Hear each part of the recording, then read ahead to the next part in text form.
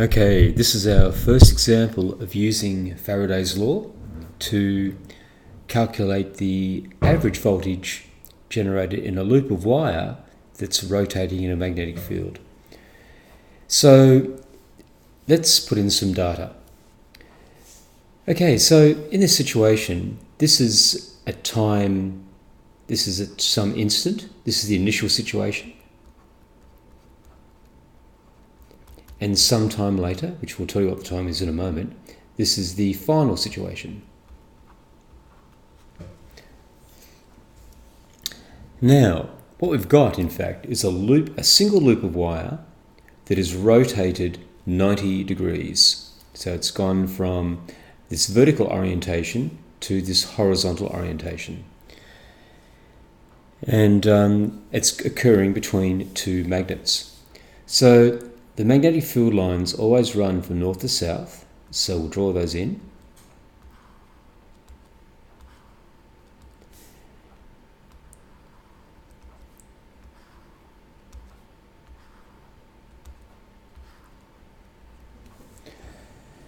So, this is the initial situation, this is the final situation. The time it took to move from that position to that position, we will say is 0.02 seconds.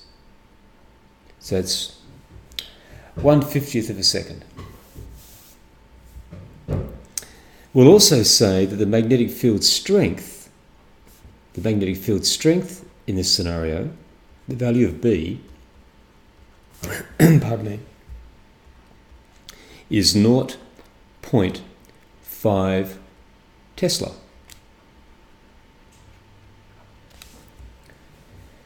The other piece of information we need is the area of the coil.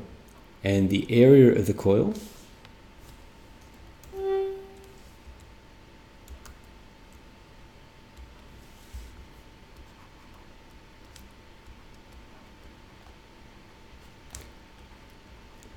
we will say that it equals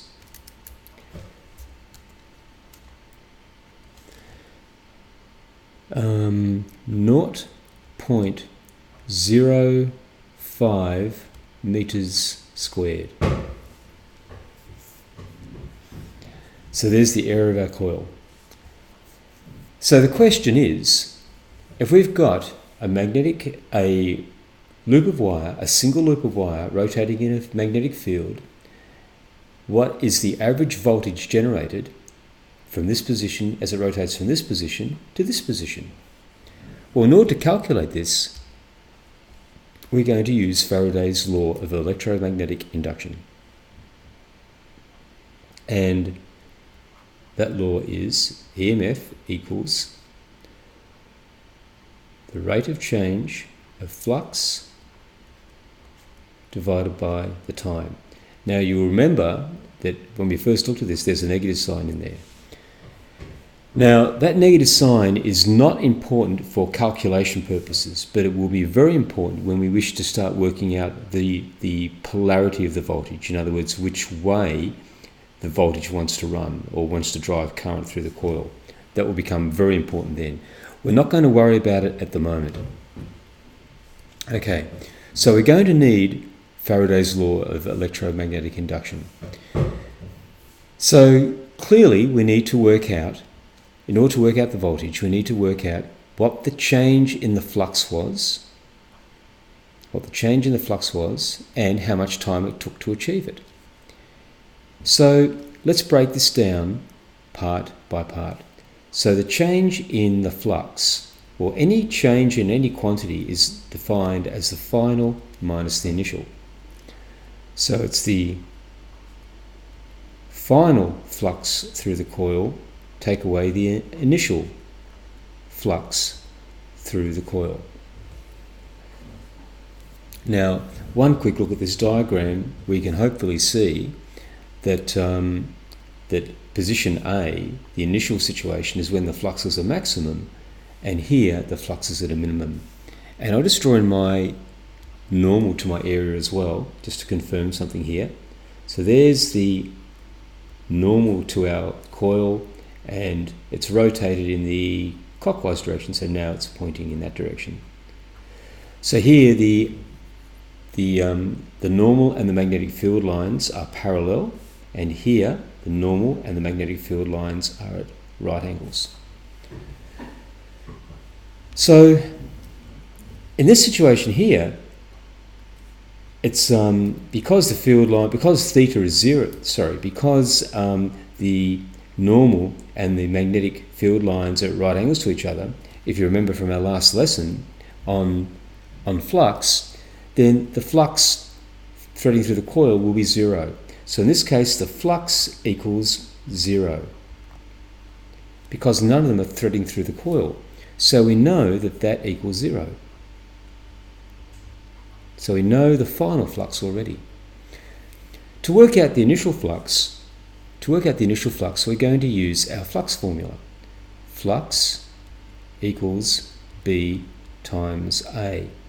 And if we put in cos theta, remember theta is the angle between the normal and the magnetic field lines, and this angle in this situation is zero, so it's cos zero. So that would just be BA. And that will equal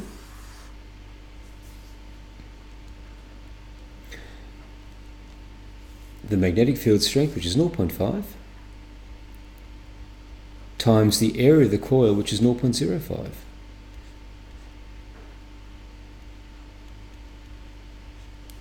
Which will equal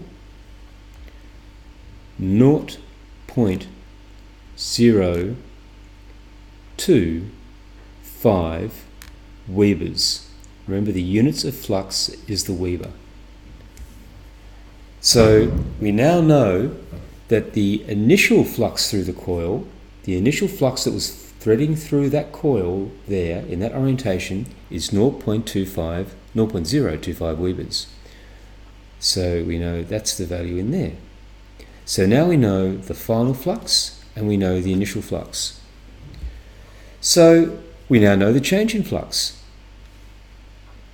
So the change in flux is going to be, if we want to be rigorous about this, it'll be negative 0.025.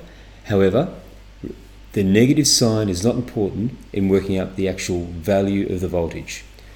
So we can simply say that the change in flux that occurred,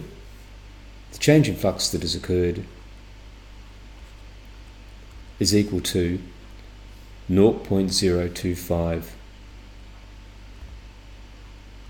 Webers. If you want to write negative, that would be fine, okay? But it's zero, take away this, and that leaves us with negative 0.025 or 0.025 Webers. We need to divide that by the time. Now we need to look at the time. Well, the time that it took to go from here to here is this value here, and we were told that it's 0.02 seconds. So 0.02. So this is going to equal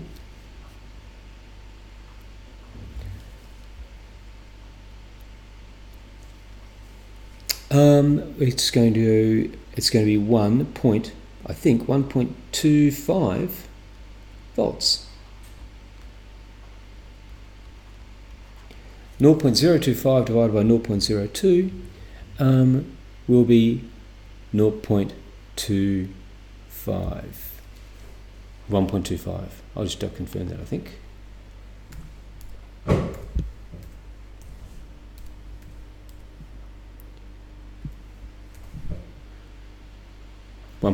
Yep.